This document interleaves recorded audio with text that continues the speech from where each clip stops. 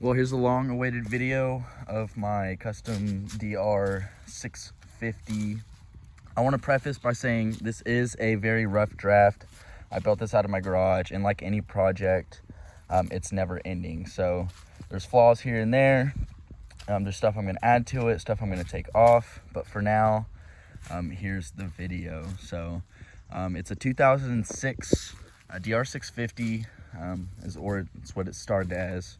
The motor, the frame, and the swing arm are pretty much the only thing left from the original bike, as well as the electronics. I guess I'll just start at the front, work my way back.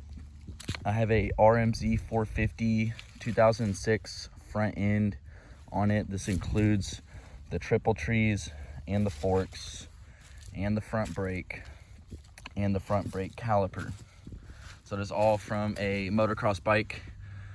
Oversized front rotor on the front, 17-inch Supermoto wheel as well, front and back.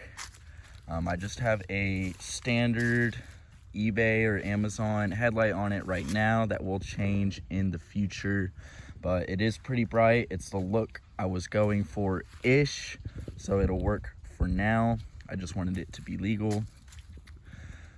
We have Pro Taper risers on it, with just some standard black handlebars.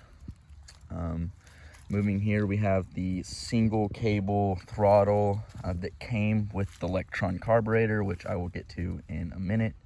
But I wanted the front to be as clean as possible, so I removed all of the DR650 controls and just wired them up to a little button. This is the starter button, and the kill switch is on the key, which is also not up here, which I moved. So we have a headlight switch on and off.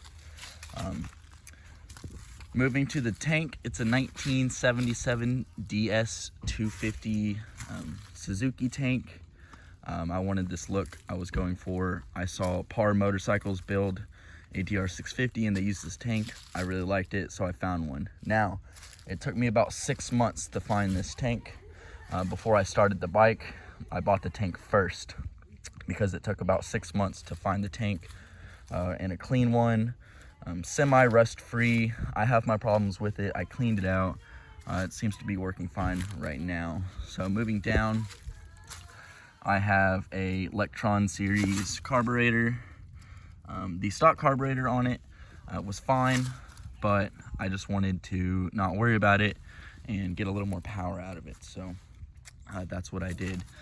I moved the key down under the tank so it's nice and hidden, and again, I didn't want it up there, so I hid it down here, and I think it's a pretty clean look, so easy to reach as well.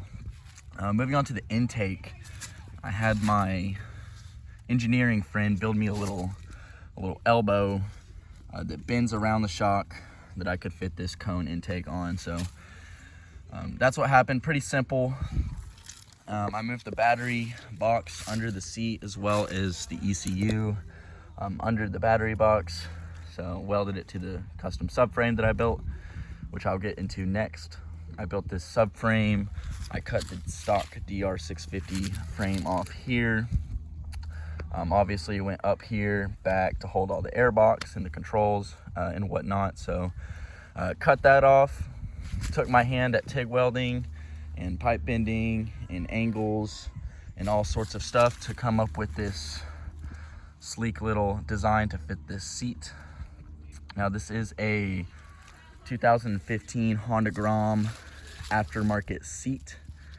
So I had this seat in mind before I started the bike as well, so I kind of built the subframe around to the seat, and that all mounts in.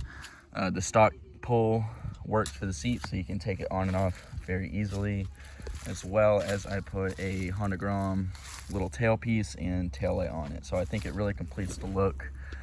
Nice and sleek, kind of what I was going for, so that worked out well. Rear wheel, another 17-inch Supermoto wheel with a Cush drive hub as well. Had to have that. Has a 42 teeth sprocket on it right now, which I'll be changing either today or tomorrow to something a little bigger with a little more torque. But the bike does fly down the highway 80 miles an hour, no problem. this exhaust came from a 2015 KTM 450 SXF dirt bike, which I ended up cutting in half right here and shortening it. In hindsight, I probably wouldn't have made it that short because it is loud. However, it still contains the stock spark arrestor, so it is decently quiet at speed, but it is what it is. Here I built a little oil catch can, crankcase breather as well, so it runs up to a filter just to keep the oil going back into it. And when I do wheelies, now I did build this bike for stunting, so it's mostly on one wheel when I ride it. Oil dumps out of the crankcase, it goes into there, and then it drains back into it. So that's the point of that. So this has been a very solid bike for me, very reliable. The DR650, when I got it, only had 1,100 miles on it, so it is a very fresh drivetrain. Nothing wrong with it. It's gonna last me a very long time.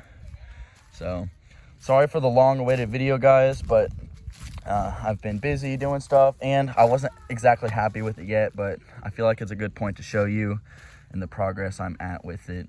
So I did delete the dash and everything, so I don't have a speedometer. None of my bikes have a speedometer. I've been riding for so long that don't really need it. I can tell what speed I'm going, but very solid bike, and I hope to bring you guys some more videos soon. Oh, let me just throw in the stock rear spring. It is stock, haven't touched it. It works just fine.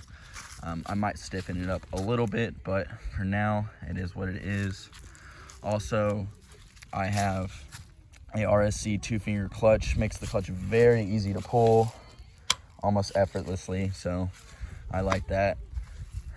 Doesn't hurt the fingers too much. So let me do a little startup for you. I'll just turn the key and it should go.